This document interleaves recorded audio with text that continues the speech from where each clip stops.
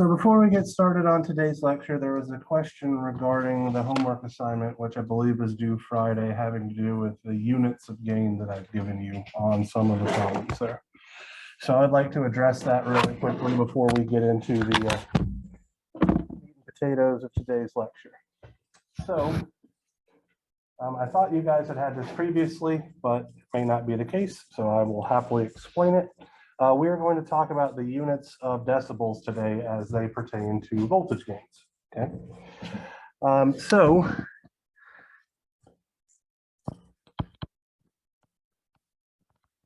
this will be very brief. Effectively, voltage gain expressed with units of decibels is simply 20 times the log base 10 of the voltage gain, actually, expressed in units of volts per volt. Okay. This is a logarithmic scale that's used largely to express very large numbers as something a little bit more easy to understand. Okay. So I believe that I give you a voltage gain expressed in decibels, and my expectation is for you to be able to go backwards and effectively use the voltage gain expressed in volts per volt. So let's detail that process very briefly here. Okay. So obviously I can divide both sides of my expression by a factor of 20, which would give me my voltage gain expressed in decibels divided by 20 is equal to the logarithm of my voltage gain expressed in units of volts per volt. So what I can do now is I can simply raise both, so 10 to the power of both sides to get rid of that logarithm. And so that means 10 to the voltage gain expressed in decibels divided by a factor of 20 is equal to my voltage gain expressed in units of volts per volt. So effectively, if I have a 20 decibel gain, that's a voltage gain of 10 volts per volt. If I have a decibel gain of 40, that's 100. A decibel gain of 60 is 1,000, and so on. So a decibel gain of 120 corresponds to a voltage gain of 1,000,000. That's how you do that conversion. So it's literally just expressing the numbers that get kind of out of sorts when we get larger and larger gains into something that's a little bit more manageable. For voltage signals, it's related to 20 times the natural logarithm. For power signals, because that's going to be something we're not necessarily going to deal with in this class, but that you will deal with as an electrical engineer. It's instead of being 20 log blah, blah, blah, it's 10. And the reason why it's 10 for power and 20 for voltage is because power can be expressed as the voltage squared, which is why it's twice as many decibels. So that's how we do decibel units. I don't want to distract us, but that seems to correspond with those slopes on a Bode plot. 100% does. Okay. Yes, you're 100% correct. Although you're probably the only person in this room that knows what a Bode plot is at this point. Yeah, maybe Catherine does because she's biomed as well. But she's shaking her head no. So you're a little bit further along than she is. That's okay. Bode plots will come in circuit 3 for those of you who choose to suffer through it. All right, so now let's move along to today's topic du jour, which we are going to start off with using a plot here, okay? So I have developed 2 circuits. So let me talk about what's going on here, okay? Over on the far left-hand side, I have just established multiple voltage sources, and I would like to talk about them. Obviously, the ones on the farthest to the left are simply my power supply voltages VCC plus and VCC minus. That should be pretty easy to understand because I've done that on multiple occasions. The one in the middle is simply a DC reference voltage. Again, fairly straightforward to understand. This one down here on the bottom right is simply a sinusoidal voltage source that's oscillating at a frequency of 1 hertz, and it's going from +10 to -10 over and over and over again. So that one is very easy to understand as well because we've used it before. This one in the top right is the one that's a little wonky. What I am doing here is I am using LT Spice's white noise generator to generate literally random noise that I'm putting on top of my sinusoidal signal. Okay, we'll see what that looks like momentarily. How this works is effectively I just use the function white acting on the variable time, and that gives me noise that has a bandwidth of 1 hertz. If I multiply time by my bandwidth of interest, which is just 1 kilohertz here, that spreads it out. Okay. Nothing that you particularly need to know for this class. I'm just trying to explain what's happening. So if I were to plot some things here, if I plotted the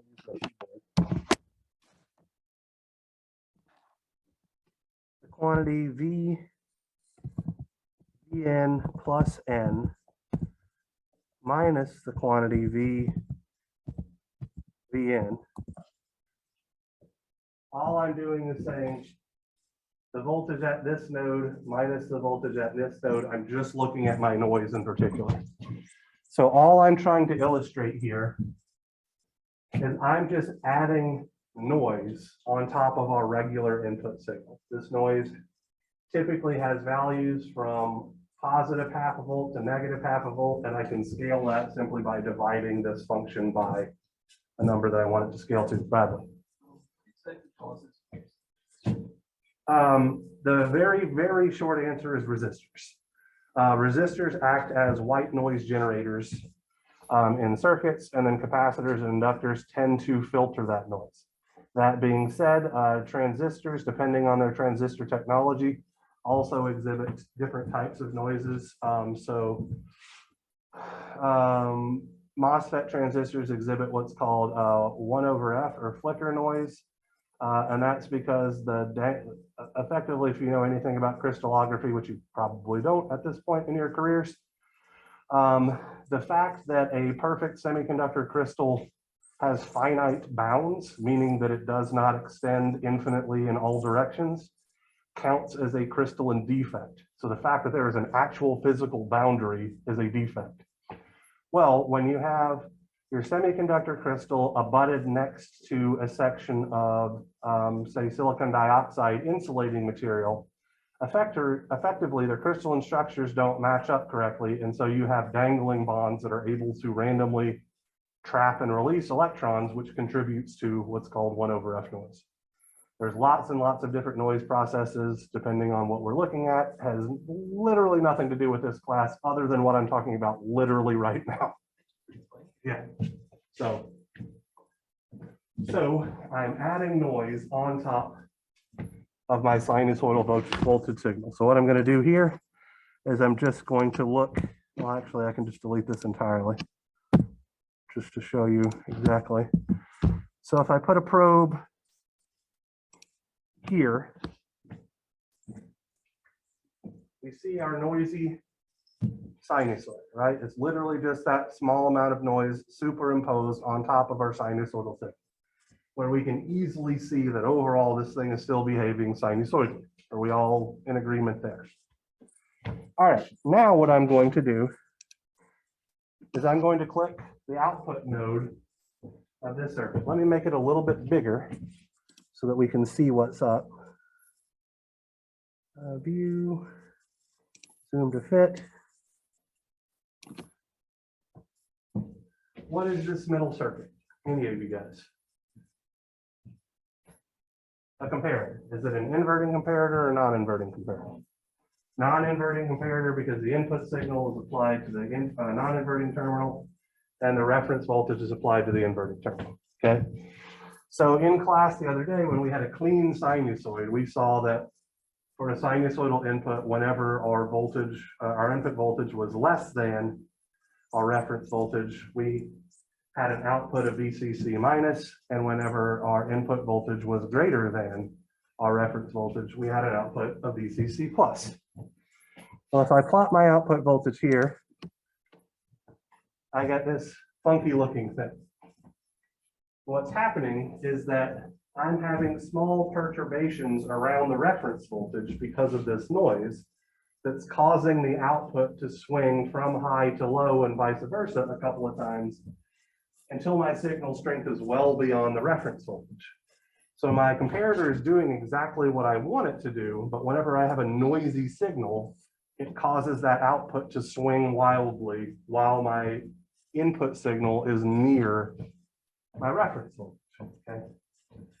Which in some applications is okay, and in others is not. So what we're going to talk about today is how to fix that. And how we fix it is by applying what's called positive feedback, all right? So positive feedback occurs when we have a resistor or some other conductive path placed between the non-inverting input terminal and our output terminal. So that constitutes a positive feedback loop. Okay. What positive feedback does is it actually decreases the linear range of the system. So it makes it even smaller. So our output is always going to be either VCC plus or VCC minus, but this feedback loop gives us some amount of control. Now, positive feedback can be a difficult concept to understand, so I'd like to present you guys with an analogy that I'm sure almost all of you are familiar with. How many of you have been in the middle of a presentation and heard literally feedback coming from speakers? That is an example of positive feedback. Let me explain what I mean by that, okay? A person speaks into a microphone. So the person is generating a pressure wave with their vocal cords, which is coming out of their mouth. And that pressure wave is being converted into an electrical signal by the microphone. And then an amplifier converts that electrical signal into a pressure wave as sound coming out of the speaker. Well, that sound that's coming out of the speaker can also be picked up by the microphone that you're using if your configuration is poor. And so we have a positive feedback loop where the sound coming out of the speaker adds on top of the sound coming out of the speaker's mouth, causing an increase in amplitude of the signal until we get that terrible high-pitched noise. That is literally positive feedback occurring in a physical sense, okay? We are doing it electronically here for a very specific purpose. And what that purpose is to provide latching, okay? So let me show you exactly what I mean here. I'm going to delete this quantity V out 1 and show you what the output of our positive feedback amplifier looks like. We have our nice, neat square wave representation, which is what we would expect from a comparator, but our trigger limits are now different, right? And so what I mean by that is our voltage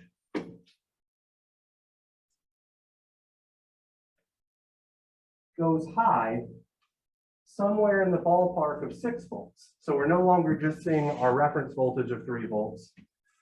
It stays high until our signal is smaller than what's called the lower trigger limit. So we have an upper trigger limit, which causes the output to change from VCC minus to VCC plus.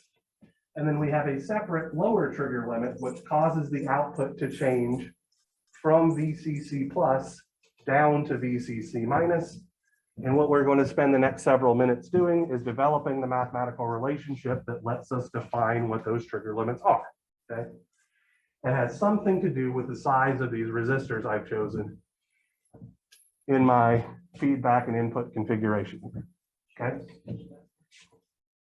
I'm going to draw this one for you in just a second. So this is the circuit that we are going to analyze to determine why this circuit behaves in this specific way.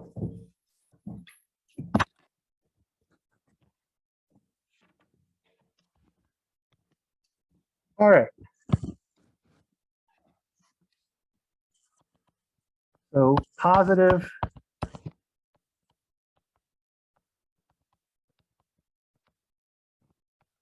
feedback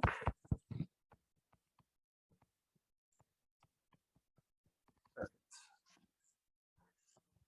The first one that we are going to look at, which is exactly what I had simulated, is what's called a non-inverting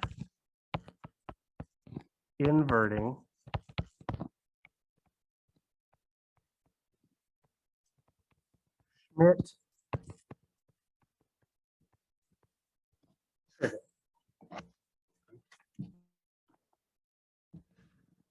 Which, generically speaking, looks like this.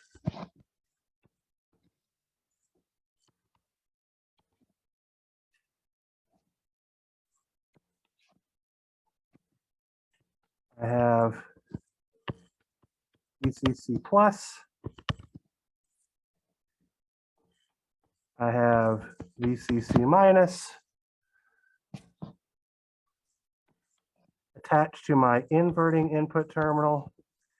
I have a reference voltage. We'll talk about the role that that voltage plays in a moment. And then what makes this vastly different from our comparator is that I have a feedback path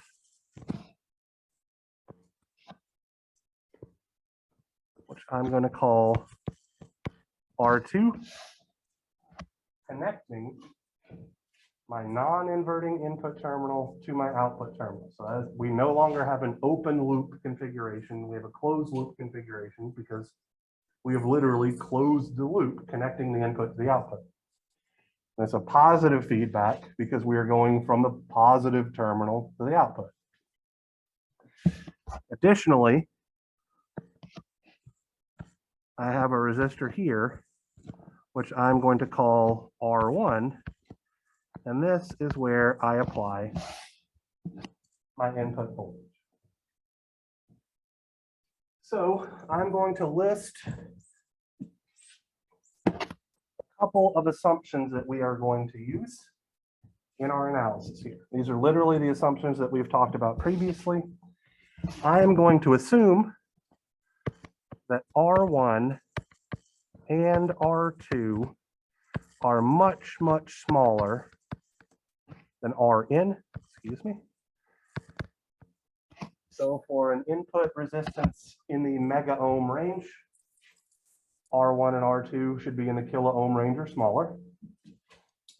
And I'm going to assume R1 and R2 are much greater than R out. So if R out is in the ohm range, R1 and R2 should be in the kilo ohm range or greater. And the intersection of those constraints is that we choose R1 and R2 to be in the kilo ohm range. Exactly what we talked about last class, I believe. Okay. So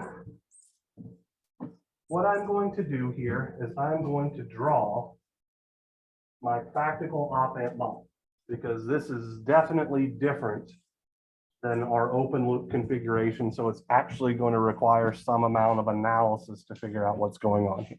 Okay. So I'm going to start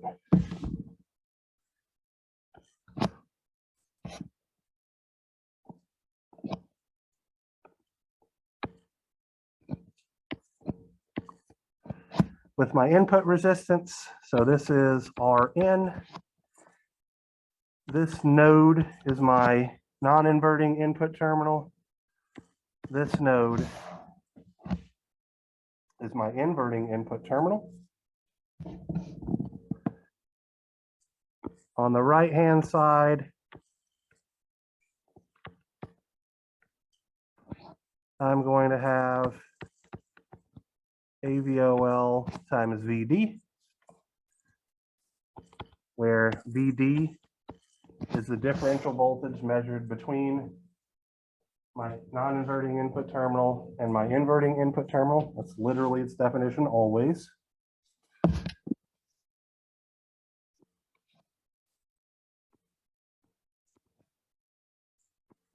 And over here, I have my resistor R out.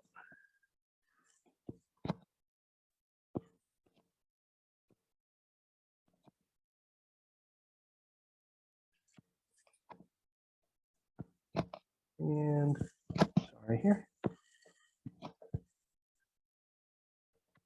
This node on the bottom serves as ground. So to this point, I've drawn nothing but the op amp itself. Okay. Now, let's look at what other connections we are going to have. Between the inverting input terminal and ground, we have a voltage Vref. So I'm literally just going to put a voltage source between the inverting input terminal and ground, like so, which I'm going to call Vref. Between the non-inverting input terminal and ground, I should see a resistance R1 in series with my voltage source Vn. So I'm going to draw that like this.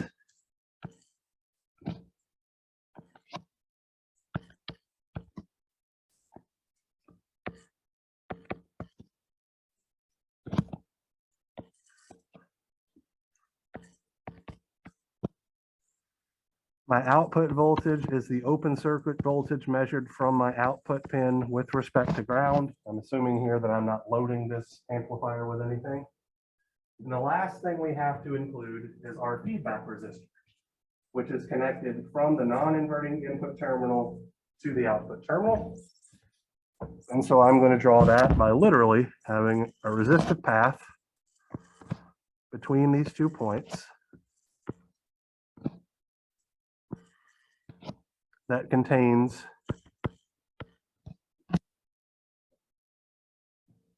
a resistance R2.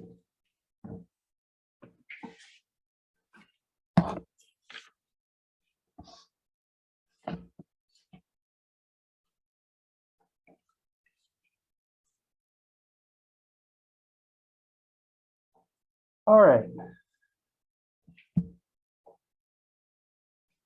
So what I'm going to do now is I'm going to apply Kirchhoff's current law at my non-inverting input terminal. But we're going to take into consideration our constraints, okay? So I want us to think about something here, okay?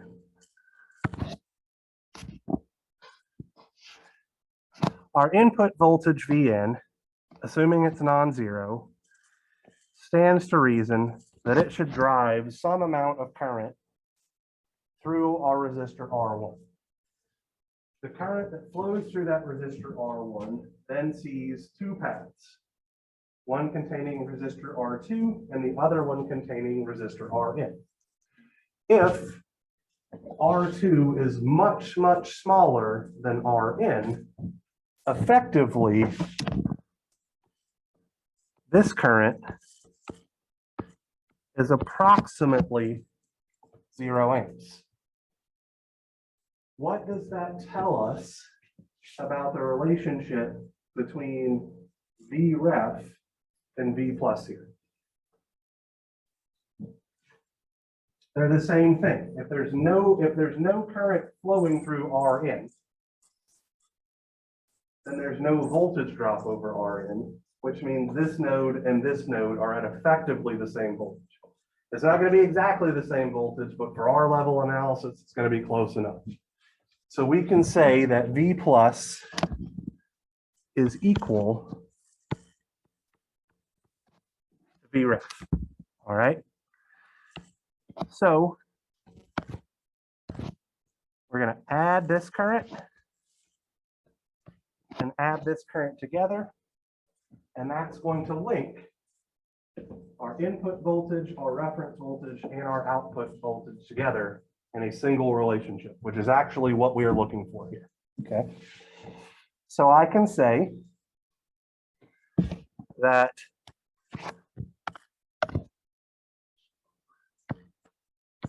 Vref minus Vn divided by R1 plus Vref minus V out divided by R2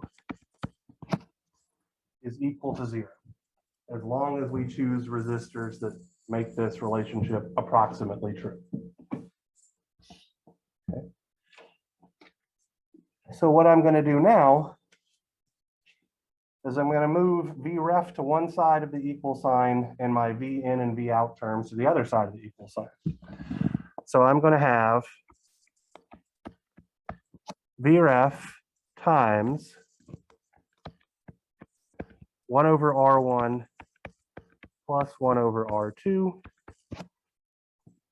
is equal to Vn over R1 plus V out over R2. Are we okay with that?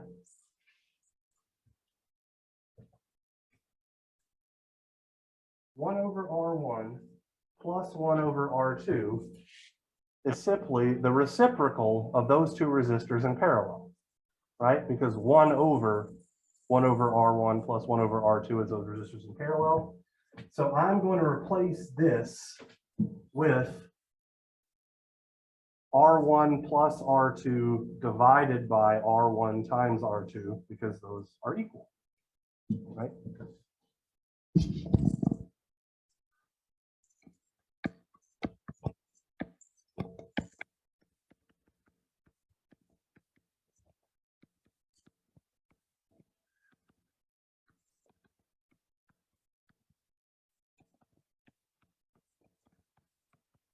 And finally, I'm going to divide both sides by this fraction, which is the same as multiplying the right-hand side by the reciprocal of that fraction.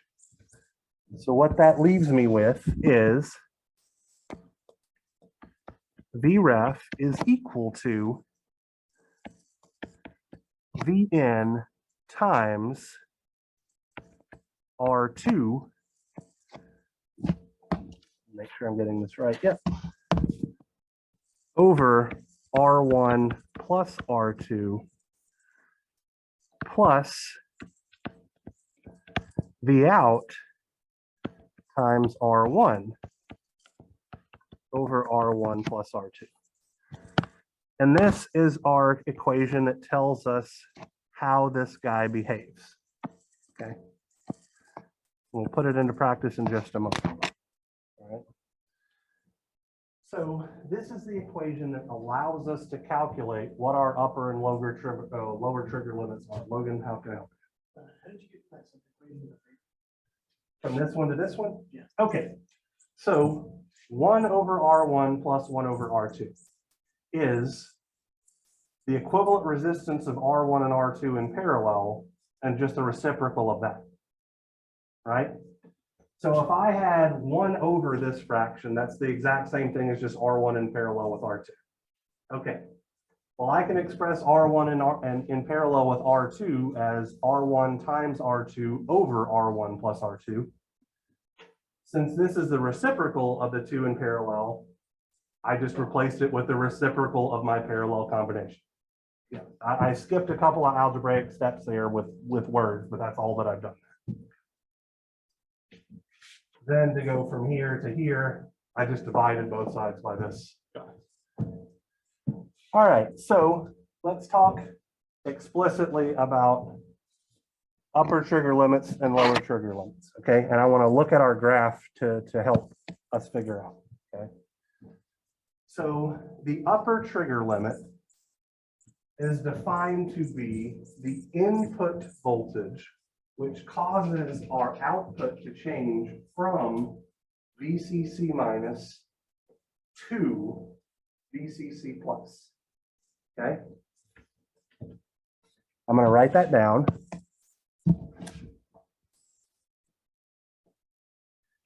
UTL, upper trigger limit. The input voltage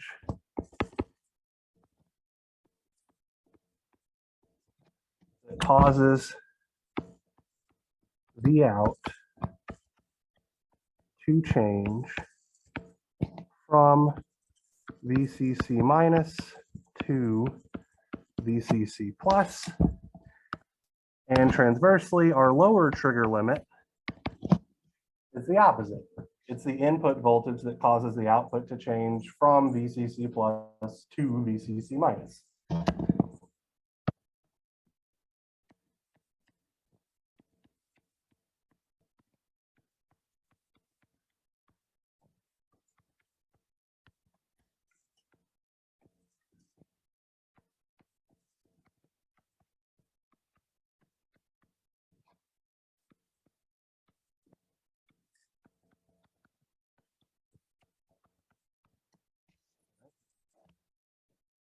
So what we are going to do is we are going to calculate our upper and lower trigger limits for the circuit that we simulated and make sure that our analysis matches that of the simulation. Okay. So for our upper trigger limit, we have VREF. Our reference voltage for our circuit of interest was 3 volts. We want to verify that. We can happily look over here. VREF is 3 volts.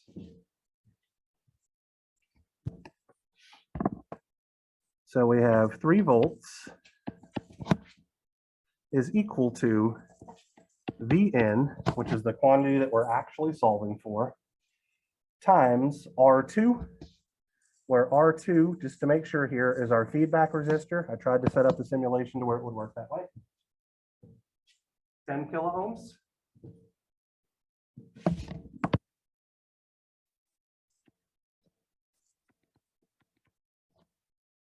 Over R1 plus R2, which in this case is 3 kilo ohms plus 10 kilo ohms plus V out. Since we're trying to find our upper trigger limit, our V out is the value of VCC minus, because we're trying to figure out what causes it to change from that to VCC plus. So that's going to look like negative 10 volts, which is VCC minus, multiplied by R1, 3 kilo ohms, divided by R1 plus R2, or 3 kilo ohms plus 10 kilo ohms. So we have a one equation, one unknown system, which most of our calculators, actually all of our calculators, can solve, or we can just do some algebra here, whatever floats your boat.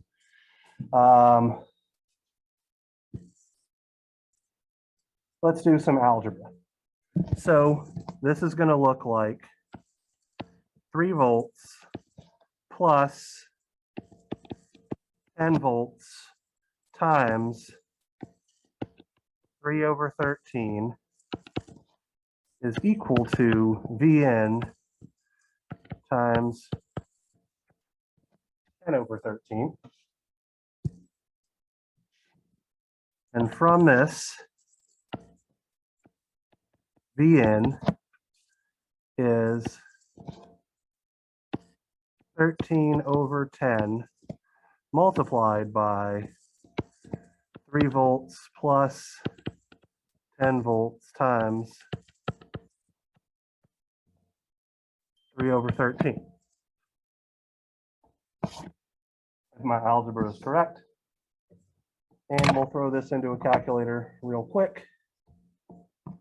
13 over 10 times 3 plus 30 over 13.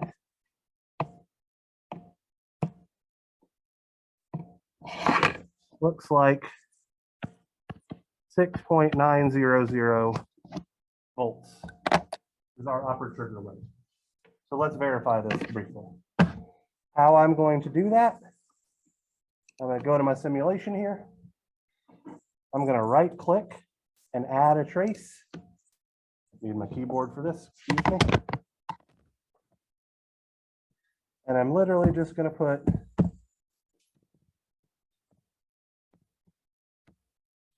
a signal of 6.9 volts.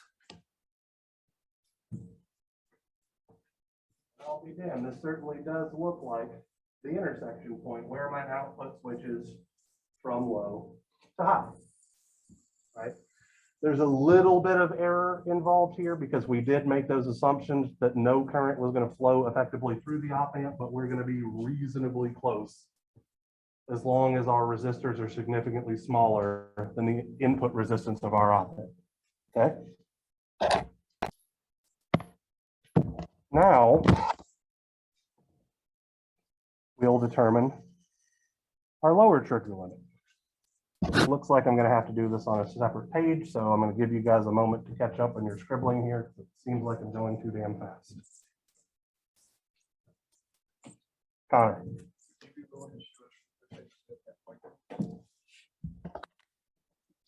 At the end, sure. Yeah, absolutely. All right, so lower trigger limit time. Okay, we're effectively going to do the exact same thing. The only difference in our equation is we're now going to put VCC plus as V out and then solve for V in again.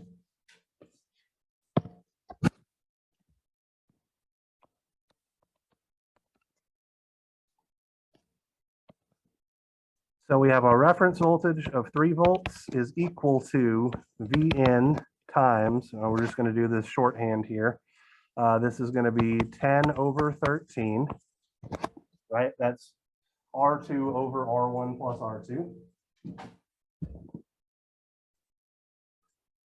Plus V out, which in this case is VCC plus. So 10 volts times R1 over R1 plus R2, which looks like 3 over 13. And so we can see that Vn is 13 over 10 multiplied by 3 volts minus 10 volts times a factor of 3 over 13.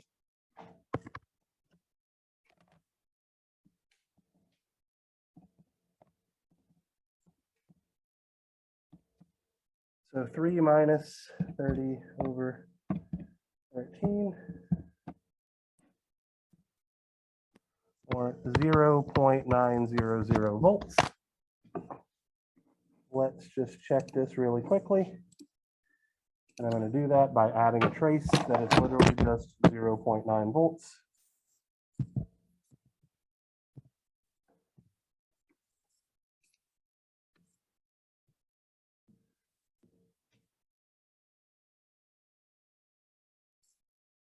And this one doesn't match up quite as well. It looks like it should actually be probably somewhere around 1.9 volts, which I may be me doing the math too quickly. Let's double check here just to make sure I'm not telling tales out of school. So our reference voltage of 3 volts is Vn times 10 over 13. I agree with that. And then plus 10 times 3 over 13. So if I 3 minus 10 times 3 over 13. Yeah. 0.9, yeah. All right. Pardon? So the white noise, I mean, so that may be why it's looking the way it looks, is because we have that noise on top. If there's a dip right here, whenever it first reaches that 0.9 volt threshold, that's why it's going to swing low. But again, these are approximations, so we're just trying to figure it out here. One thing that I do want to be very, very clear about, the upper and lower trigger limits are obviously just set by these resistors. We want to make sure that the upper trigger limit is higher than VREF and the lower trigger limit is lower than VREF, or this thing will never switch states, okay? In this case, it does work out. I'm not particularly worried that we didn't match this spot on because we do have a noisy signal here. Let's actually, real quick, let's look at something very explicitly. So what I'm going to do, I'm going to right click and I'm going to change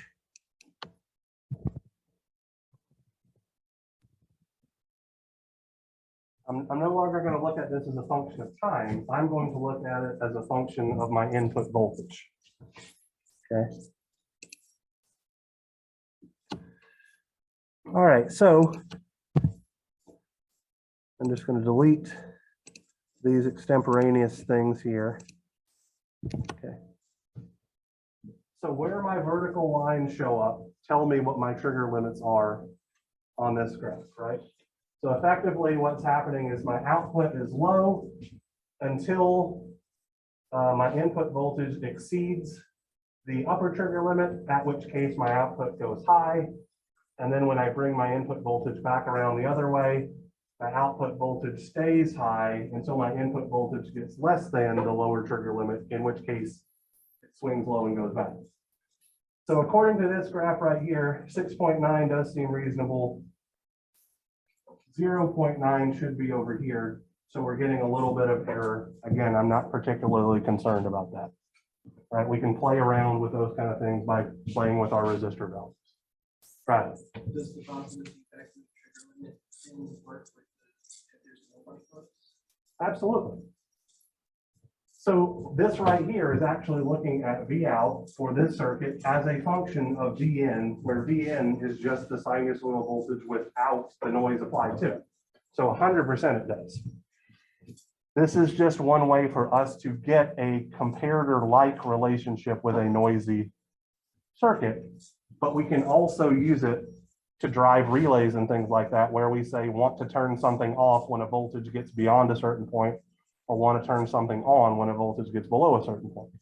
We can use it to get effectively establish a dead band of operation to drive a transistor to allow things to turn on or off when we want it to. That's another practical application of this. All right, so I'm going to talk about that white noise thing at the end of class. Let's talk about an inverting Schmitt trigger. Okay, we're not actually going to do any analysis whatsoever here, and I'm going to explain why. For an inverting Schmitt trigger,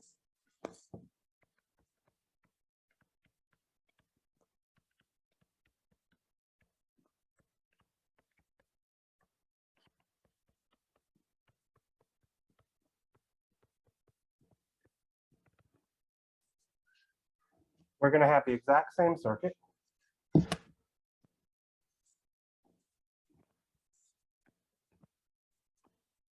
So we're going to have, here's our non-inverting input terminal. Here's our positive power supply voltage VCC plus. Here's our negative power supply voltage VCC minus. Here's our output signal V out.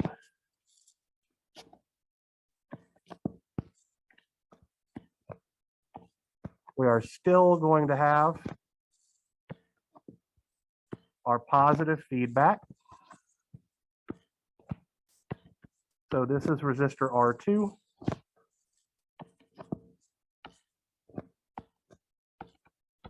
This is resistor R1. The only change that we are going to make is that we are now going to apply the reference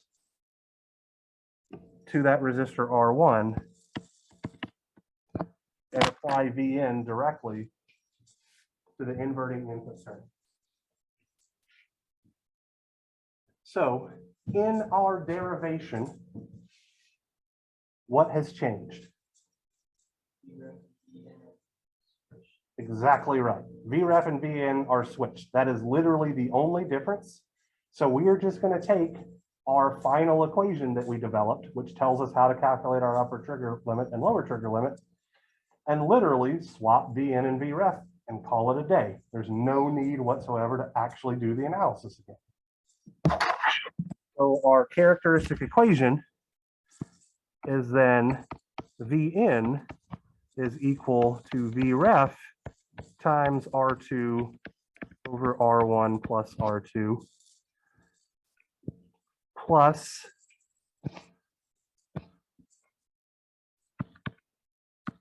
V out times R1 over R1 plus R2. So this guy tells us how to calculate our trigger limits for an inverting Schmidt trigger. And the wonderful thing about this guy is we don't have to do any algebra to solve for Vn at all. We literally just plug in our numbers and we get the answers that we're looking for. So even less work. Okay. So this was non-inverting and inverting Schmidt triggers. Okay. Comparator-like behavior, but we have latching going on now. So the output voltage stays at one state until we exceed the trigger limit, at which point it goes to the other state. So it isn't simple comparison that's happening anymore. Our circuit effectively has a little bit of memory. Okay. Our other positive feedback circuit that we're going to look at is what's called an astable multi-vibrator circuit.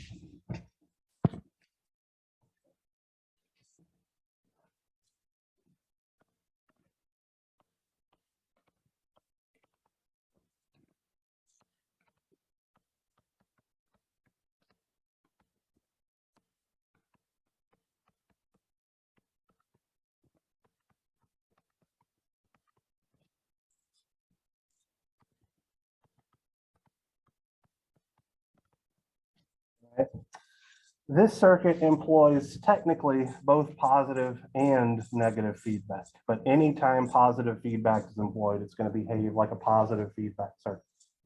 Okay. So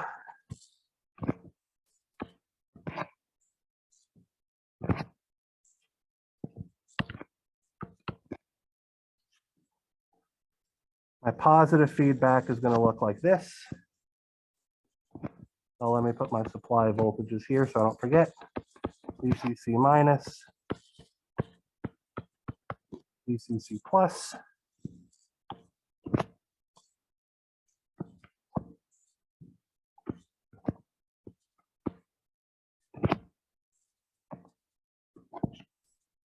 I'm going to call this resistor here R1. That's my positive feedback resistance.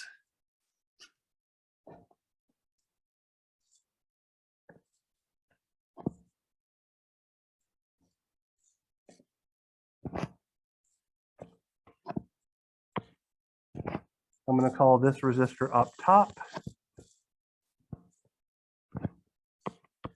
just R. So I have both positive and negative feedback here. Okay. My output voltage is going to be taken at the output pin of my op amp. I'm going to have an additional resistor here, which I'm going to call R2. And then here's where things get interesting. I'm going to put a capacitor in here. Here's my capacitor C. I'm going to choose this bottommost terminal as ground.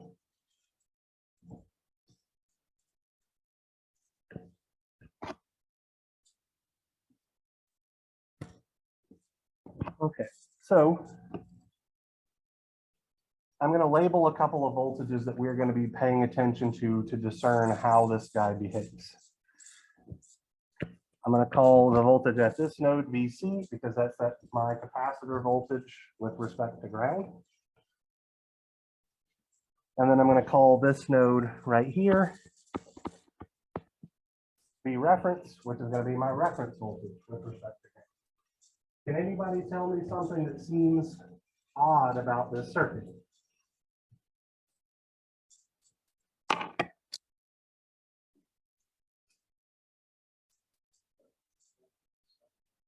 That is odd. It has a positive feedback path and a negative feedback path. That's definitely odd. Not exactly what I'm looking for here. Exactly right. There is no input signal for this circuit. What an astable multi-vibrator circuit does is it oscillates between VCC plus and VCC minus, and the frequency at which that oscillation occurs is established by these parameters. So it provides a clock signal at various frequencies, just depending on what our resistors and capacitor tell us to do, okay? So let's talk about how it works.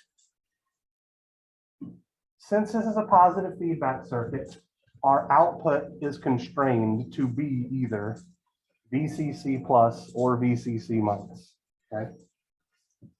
So we're going to start our analysis under the assumption that V out is at VCC plus, and we're going to start under the assumption that VC is 0. So effectively, our output is arbitrarily high and there's no energy stored in our capacitor, okay? If our output signal is high and there is no energy stored in our capacitor, what we should see is that a current will flow through resistor R, which will in turn begin to charge our capacitor, right? Where we are assuming that not a whole heck of a lot of current is going to branch off and flow into our input terminal.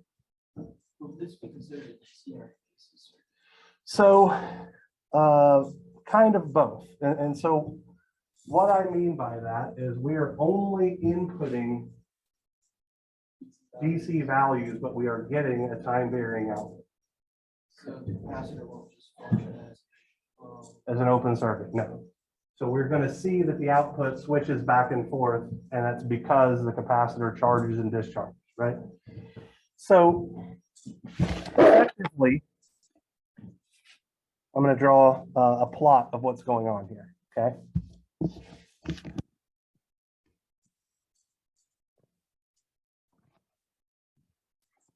I'm going to attempt to draw a plot anyway.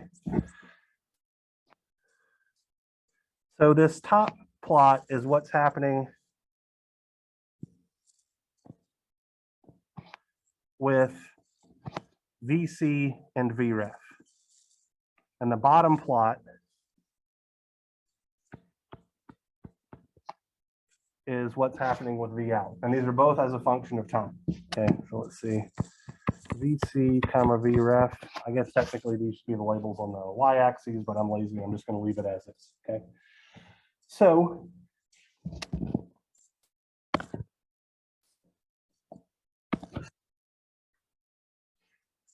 VC starts at 0, and as the capacitor charges, the voltage slowly climbs up with that exponential relationship governed by the time constant, literally just R times C, right?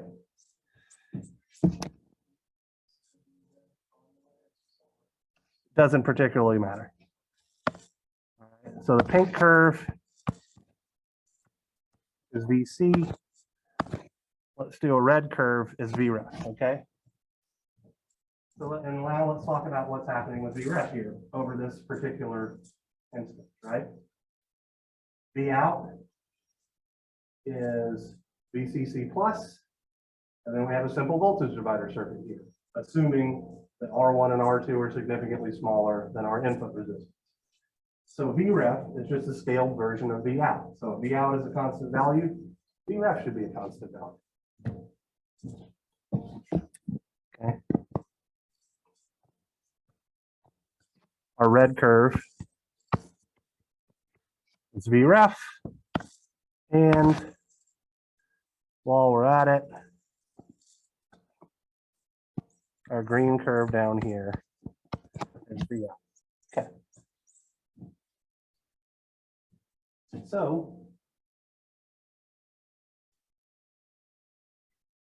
when our capacitor voltage exceeds Vref, the output is going to change, okay?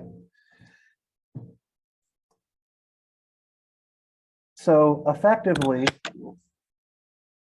as soon as VC reaches Vref, Vout swings to VCC minus, which is going to cause the capacitor to discharge this way. So effectively, we're going to have a current that's flowing this way, flowing this way, flowing this way, flowing this way, over and over and over again as our capacitor charges and discharges.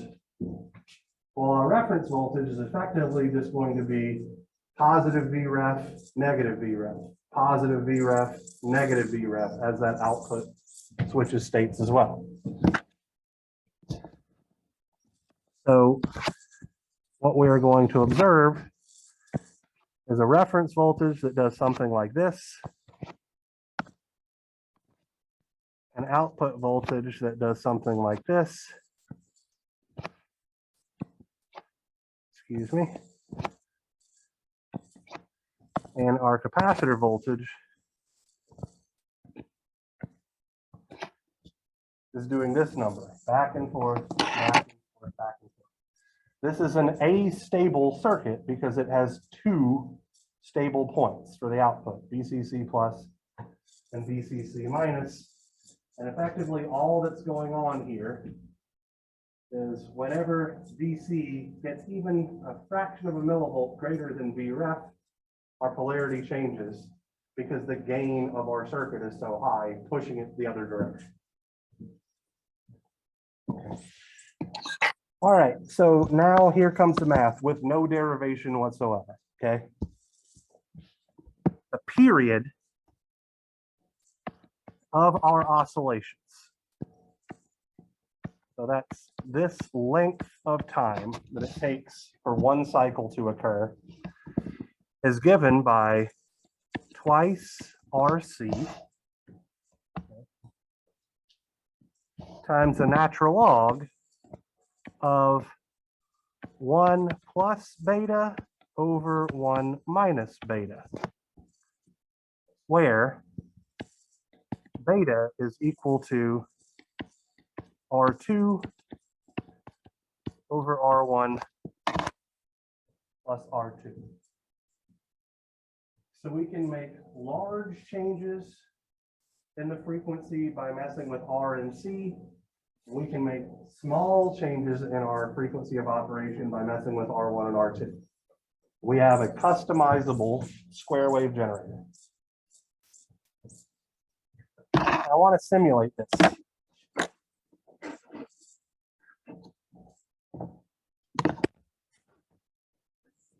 To show you exactly what's going on here. So let's close this out. We're going to do this one from scratch because I didn't have enough forethought to draw it myself earlier. All right.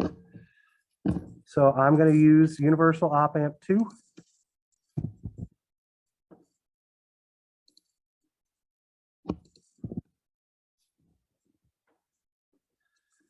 I'm going to come give myself my power supply voltages over here on the left, as I usually do.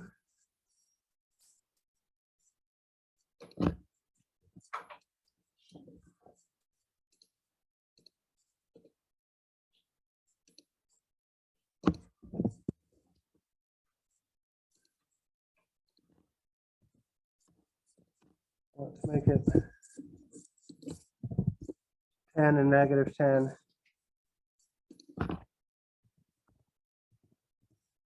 VCC plus.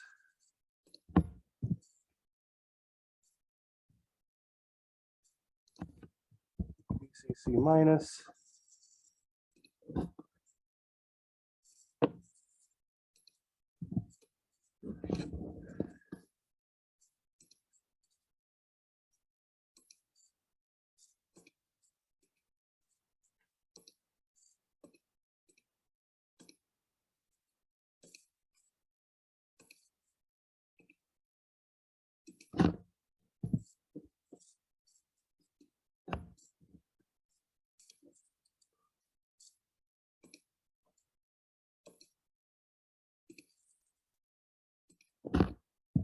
And now I'm going to throw in components. R1, R2, R,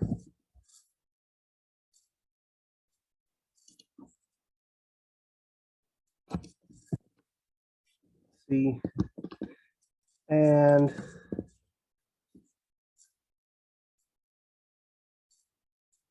let's see, let's make this guy a 1K. Let's make this guy a 1 milli. And then let's make this guy 10K and this guy 20K just arbitrarily. I need to include a ground, so I'm going to put that here.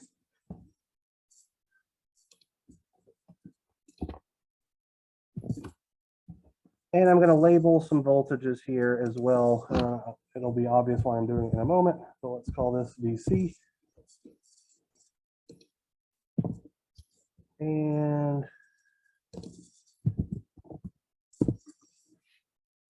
let's call this guy VREF. And call this guy VOut.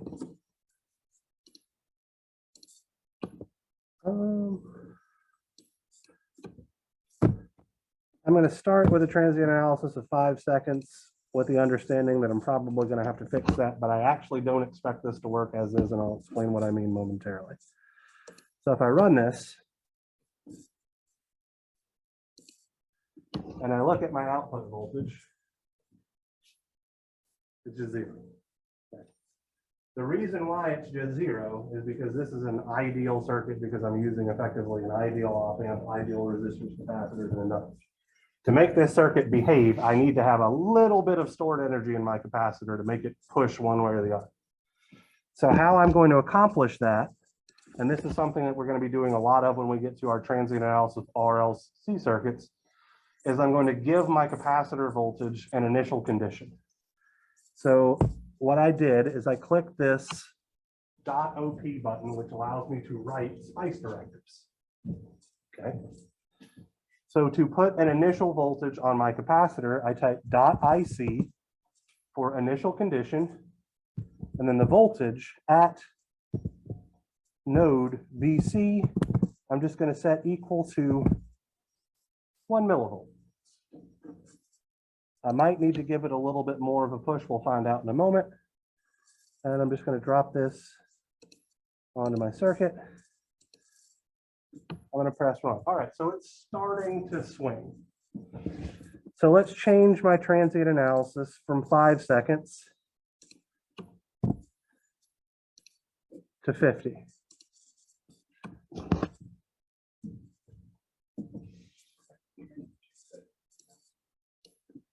I just right-clicked and changed it from 5 to 50. Yeah. And so what we can see is if we start off with only a millivolt of voltage across our capacitor, that's causing a current to flow, which gradually causes our output signal to go towards VCC plus, and then it starts that square wave oscillation. If we wanted to, we can look at VC to see what it's doing, and VREF simultaneously, and it's effectively doing exactly what we described pictorially a little while ago. As the capacitor charges, everything is hunky-dory, the output is following, and then whenever VC and VREF meet, the output swings low. Whenever they meet again, the output swings high, and over and over and over again. John. That's the start capacitor. Right. Yeah. So effectively, a little bit of current is flowing because I put a very small amount of voltage on the capacitor. Like if the reason why it takes 17 seconds or whatever for this to start going is because of the very small amount. So if I changed VC from 1 millivolt to 10 millivolts, it starts faster. And the more energy I have in the capacitor in its initial configuration, the faster it starts to swing.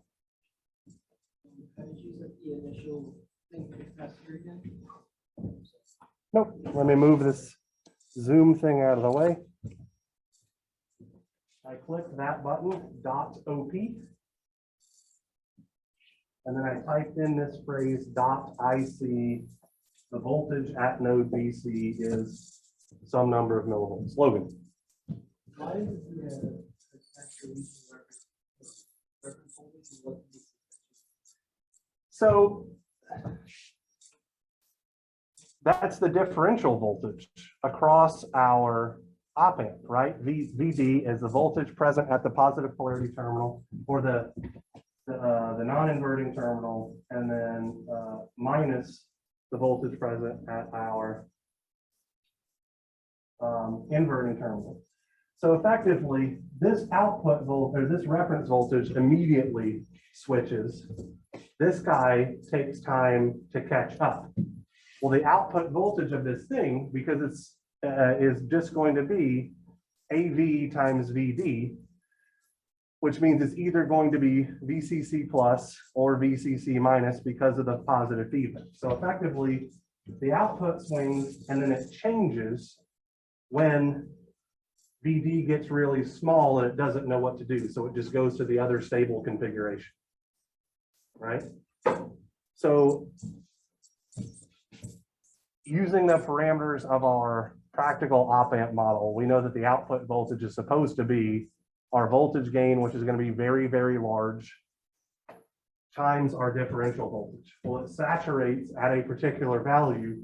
When those two guys get close to each other, it pushes it in the opposite direction.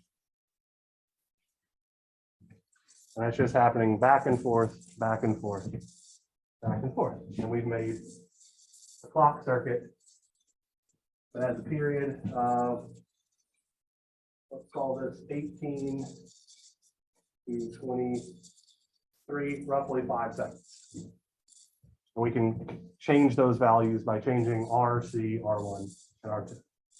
Right? Okay, so Connor, your question. Let me open back up this guy. Close that out.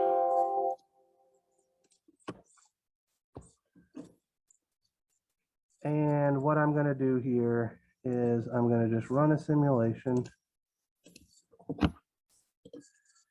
And what I'm going to have is the voltage at Vn plus N minus the voltage at Vn so that we only see the noise. Okay. So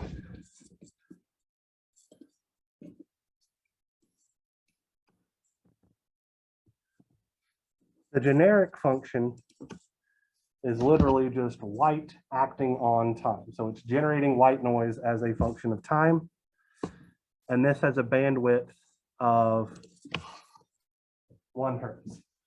This doesn't look particularly noisy, right? It looks like a portion of a sinusoidal. Well, when I multiply time by a higher bandwidth, so let's see what happens if I just do time multiplied by a factor of 10. It's a little bit more noisy now.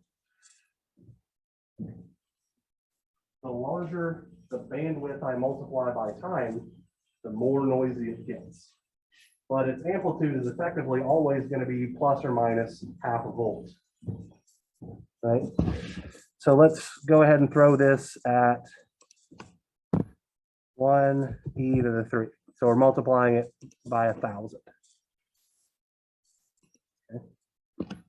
So we get this nice noisy signal with an approximate peak value of 500, an approximate negative peak value of 500 millivolts.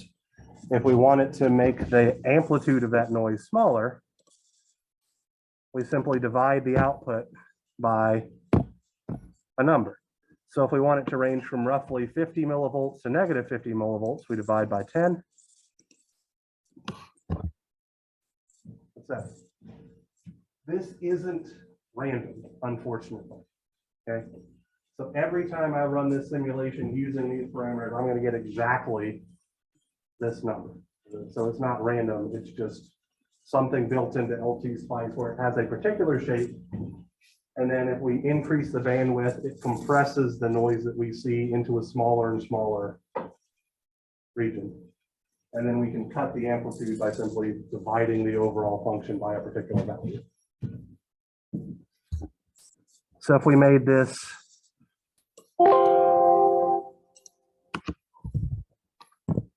1e⁶, we start to get these peaks where we have a lot of places of overlap. We're oscillating super quickly in particular areas.